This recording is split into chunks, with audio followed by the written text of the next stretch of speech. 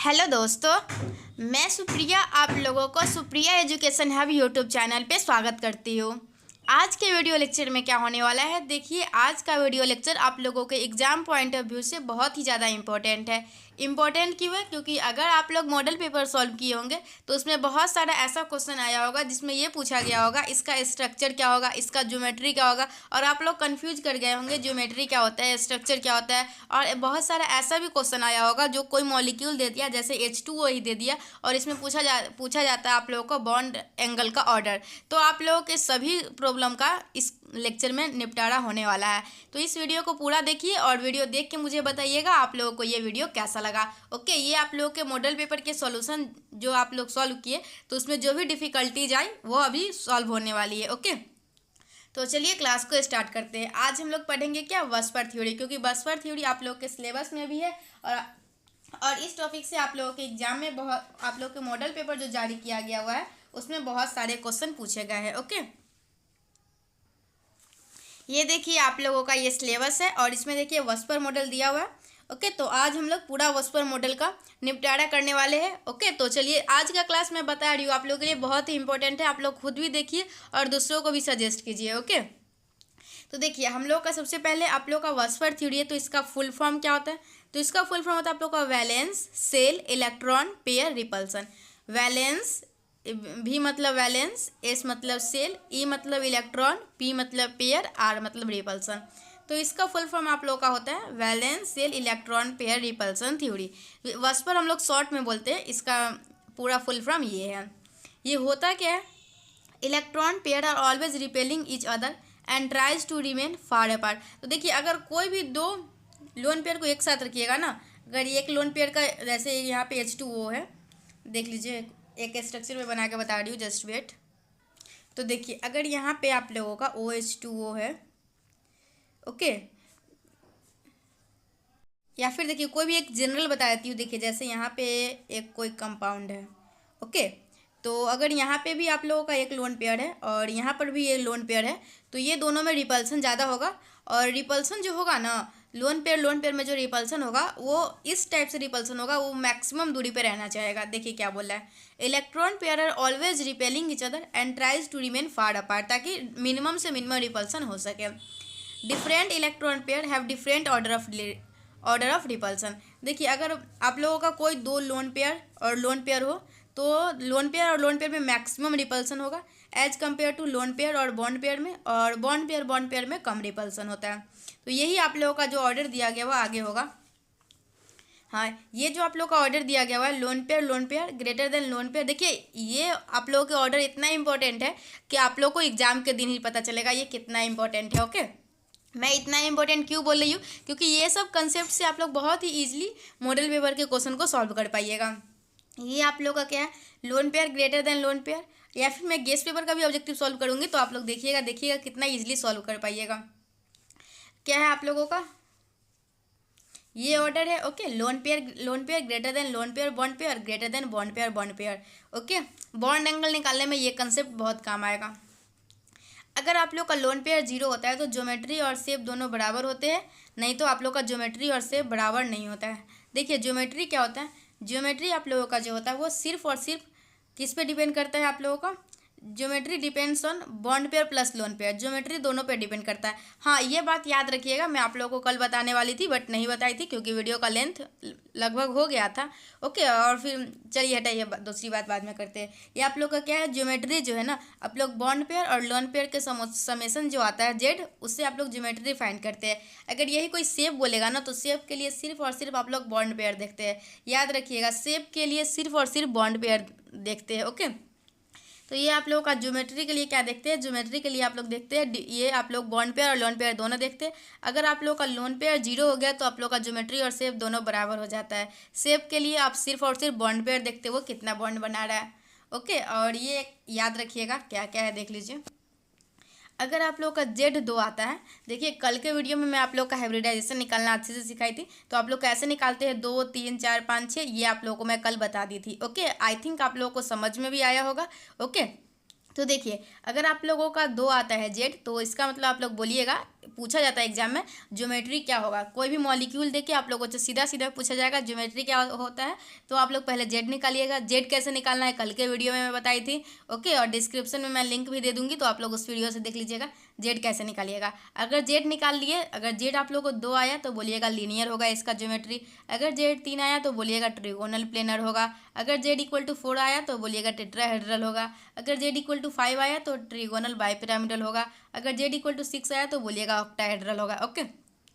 और देखिए, अगर आप लोगों से कोई मॉलिक्यूल देके पूछा जाएगा इसका एंगल क्या होगा, या फिर 4-5 मॉलिक्यूल देके आप लोगों से पूछा जाएगा किसका इसमें सबसे हाईएस्ट एंगल है, ओके, बॉन्ड एंगल किसमें सबसे ज़्यादा है, तो आप लोग क्या कीजिएगा। अगर जेड 2 आया मतलब लीनियर है, मतलब वो कुछ इस प्रकार का लीनियर मतलब इसी प्रकार का स्ट्रक्चर होगा, और इस प्रकार का स्ट्रक्चर होता है तो आप लोग जानते हैं ये 180 डिग्री होता है। तो आप लोग देख लीजिएगा, अगर आप लोग का जेड 2 आ रहा है ना, तो आप लोग बोल दीजिएगा इसी का सबसे ज़्यादा एंगल होगा, क्योंकि इसका 180 डिग्री बनेगा, ओके। अगर आप लोग का जेड 3 आता है तो बोलिएगा ट्रिगोनल प्लेनर होता है, और ट्रिगोनल प्लेनर होता है मतलब ये कुछ इस टाइप का होगा, तो इसका जो एंगल होता है वो 120 डिग्री होता है।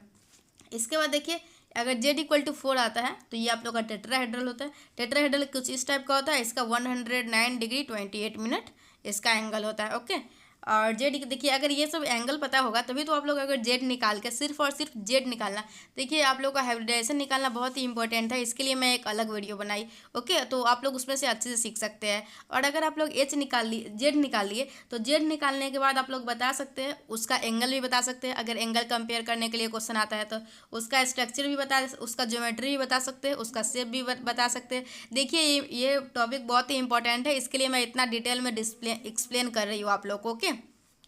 तो देख लिए आप लोग किसमें क्या होगा, कौन सा एंगल कब होगा। अगर ऑक्टाहेड्रल आता है तो सभी के सभी 90 डिग्री के होंगे। ट्रिगोनल बाइपिरामिडल आता है तो आप लोगों का 120 डिग्री, 3 आप लोगों को 120 डिग्री होता है और 2 90 डिग्री, ओके।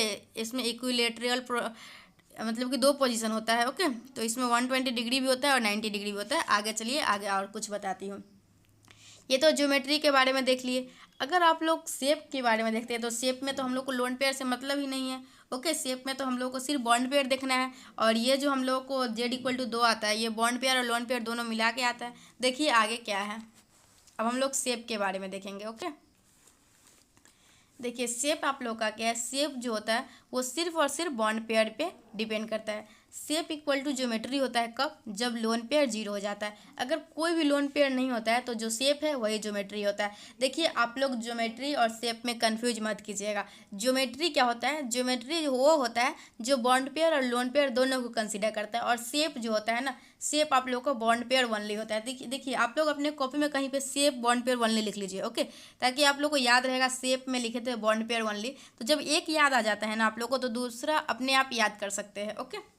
ज्योमेट्री तक देख लीजिए, शेप हम लोग देख रहे हैं, ओके। तो शेप देख लिए आप लोग। शेप इक्वल टू ज्योमेट्री कब होता है, जब लोन पेयर 0 होता है। अगर लोन पेयर 0 नहीं है, इफ़ देयर इज, अगर लोन पेयर है तो शेप और ज्योमेट्री दोनों बराबर नहीं होता है। आगे बहुत अच्छा मैं एक चार्ट बताने वाली हूँ, तो उस चार्ट को आप लोग देखिएगा। देखिए इस चार्ट को आप लोग क्या कीजिएगा, इस चार्ट को आप लोग स्क्रीनशॉट ले लीजिए। अगर आप लोग का जेड 2 आया और बॉन्ड पेयर 2 है, लोन पेयर उसमें 0 है, तो आप लोग क्या बोलिएगा, इसका ज्योमेट्री जो होगा वो लीनियर होगा। शेप देखिए, अगर क्या है, लोन पेयर नहीं होगा, मैं क्या समझाई थोड़ा देर पहले, अगर लोन पेयर नहीं होगा तो जो आप लोग का ज्योमेट्री है वही आप लोग का शेप हो जाएगा। तो अगर आप लोग का ज्योमेट्री लीनियर है तो शेप भी लीनियर ही होगा, ओके।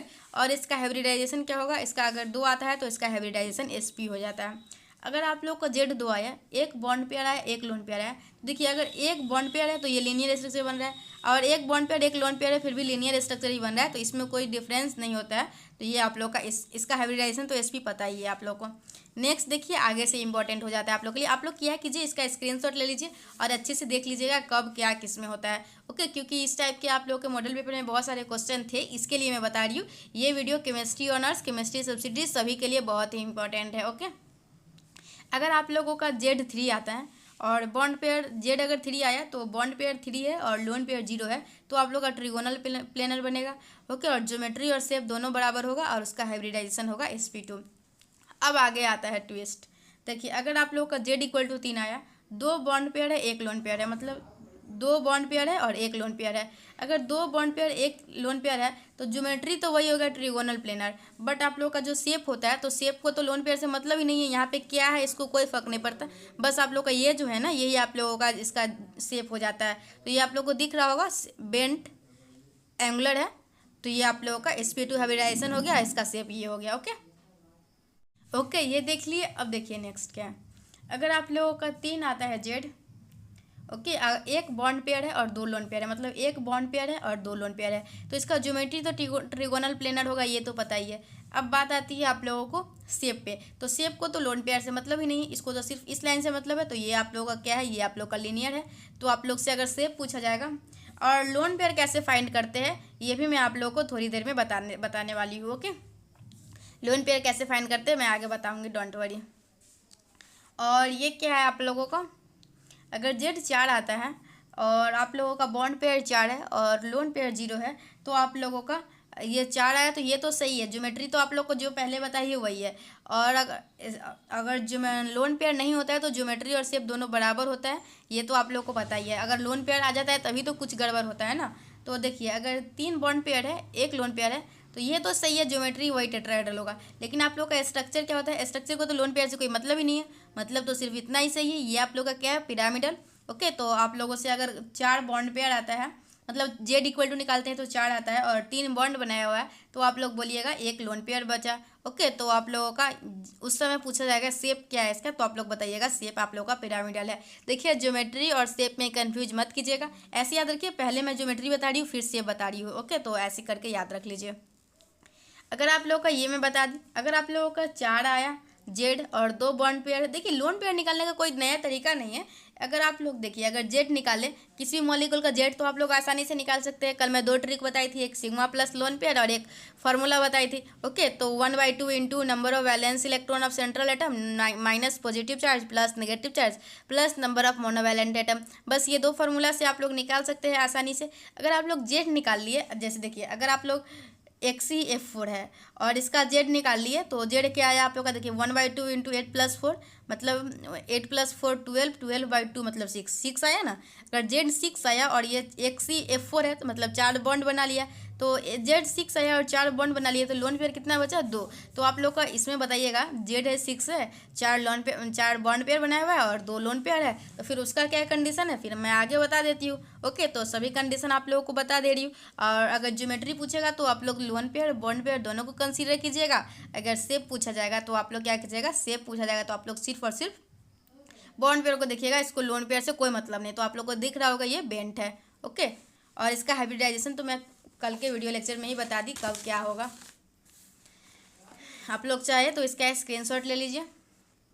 अगर 5 आता है जेड तो बॉन्ड पेयर 5 है तो लोन पेयर कुछ भी नहीं है। तो आप लोग का देखिए ये एक्सियल पोजीशन और इक्वेटोरियल पोजीशन भी समझ लीजिए। ओके और अगर ज्योमेट्री और शेप बराबर होता है जब लोन पेयर 0 होता है तो, और इसका हाइब्रिडाइजेशन ये हो जाता है। देखिए आप लोगों के एग्जाम में सीधा सीधा ऐसे करके carbon double bond carbon CH4 ऐसे करके, यहाँ पे CH3 कुछ भी CH3 ऐसे करके सीधा पूछा जाएगा सेकेंड और थर्ड कार्बन का हाइब्रिडाइजेशन बताइए। तो हाइब्रिडाइजेशन के लिए क्या बताइए मैं, सिग्मा प्लस लोन पेयर, इसमें लोन पेयर नहीं है, सिग्मा क्या है 2, सिग्मा 2 है मतलब आप लोग बोल सकते हैं sp हाइब्रिडाइजेशन है। ओके तो इस टाइप से आप लोग याद रखिएगा, क्योंकि जब ऑनर्स पेपर में इतना ईजी क्वेश्चन पूछा गया था तो आप लोग का तो सब्सिडरी है। अब क्या पूछा जाएगा मुझे कोई आइडिया नहीं है, लेकिन जो भी है सिलेबस के अकॉर्डिंग मैं आप लोगों को सभी कुछ बता रही हूँ, ताकि किसी भी प्रकार का कोई भी क्वेश्चन है तो आप लोग आसानी से डील कर पाए, किसी भी प्रकार का आप लोगों को कोई भी टेंशन नहीं हो। ओके तो आप लोग देख लिए ये सभी कंडीशन देख लीजिए कब क्या होगा, और याद भी कर लीजिएगा। जब 5 आप लोगों का जेड हो और 4 बॉन्ड पेयर हो 1 लोन पेयर हो तो ज्योमेट्री हो जाता है ट्रिगोनल बाइपिरामिडल और शेप हो जाता है सीसॉ। ओके तो देख लीजिए सभी का आप लोग का कब का क्या कंडीशन है। तो मॉडल पेपर में कोई क्वेश्चन सॉल्व किए होंगे, किसी भी प्रकार कोई कन्फ्यूजन भी रहा होगा तो अब आप लोगों का क्लियर हो जाएगा। ओके और कुछ कंडीशन है, कंडीशन आप लोग स्क्रीनशॉट ले लीजिए, मैं कितना आप लोगों को बताऊं। ओके आप सभी इसका स्क्रीनशॉट ले लीजिए और आप लोगों को याद कर लेना है। ओके अगर जेड 6 आया, बॉन्ड पेयर 5 है, लोन पेयर 1 है, तो ज्योमेट्री तो ऑक्टाहेड्रल होगा, लेकिन शेप को तो लोन पेयर से मतलब ही नहीं है, तो इसको ढक देना है। तब आप लोग को दिख रहा होगा कुछ स्क्वायर पिरामिडल टाइप का है, तो ये आप लोग का स्क्वायर पिरामिडल है। ओके तो आज के वीडियो में हम लोग क्या सीखे, आज की वीडियो में हम लोग सीखे कैसे हम लोग ज्योमेट्री फाइंड करते हैं, कैसे हम लोग शेप फाइंड करते हैं, कैसे हम लोग लोन पेयर फाइंड करते हैं। ओके, लोन पेयर भी मैं आप लोगों को फाइंड करना सिखा दी। ओके, और बॉन्ड एंगल भी किसी का फाइंड करना हो तो कैसे हम लोग, अगर 2 आया तो बोलेंगे 180 डिग्री है, 3 आया तो बोलेंगे 120 डिग्री है। तो आज क्या क्या बताई मैं, आज आप लोगों को बॉन्ड एंगल निकालना सिखाई, और क्या बताई, हाइब्रिडाइजेशन सिखाई, हाइब्रिडाइजेशन कब किसका होता है, और फिर शेप बताई, फिर ज्योमेट्री बताई। ओके, ये सभी टॉपिक आज के वीडियो में बता दी, और एक इम्पॉर्टेंट चार्ट दे दी आप लोगों को। इस चार्ट को क्या करना है, इस चार्ट को आप लोगों को अच्छे से कंप्लीट कर लेना है, मतलब याद कर लेना है। और ये एक रिलेशन मेरे तरफ से याद रखिएगा, सबसे ज़्यादा रिपल्सन लोन पेयर में होता है, और फिर लोन पेयर बॉन्ड पेयर में होता है, और फिर बॉन्ड पेयर में होता है। ओके, तो आज का वीडियो यहीं पे समाप्त करती हूँ। आज हम लोग पूरा का पूरा वॉस्पर थ्योरी पढ़े अच्छे से, और वॉस्पर थ्योरी से इम्पोर्टेंट जो भी कुछ था वो सभी कुछ मैं बता दी। तो आज का क्लास मैं यहीं पे समाप्त करती हूँ। आज का क्लास आप लोगों को कैसा लगा मुझे कमेंट सेक्शन में ज़रूर बताइएगा, और नेक्स्ट क्लास किस टॉपिक पे चाहिए मुझे कमेंट करके बता दीजिएगा। तो चलिए, thanks for watching my video and thanks for coming Supriya education. अब ओके, बाय, टेक केयर, पढ़ाई करते रहिएगा, आप लोगों का एग्जाम बहुत ही नज़दीक है। Thank you.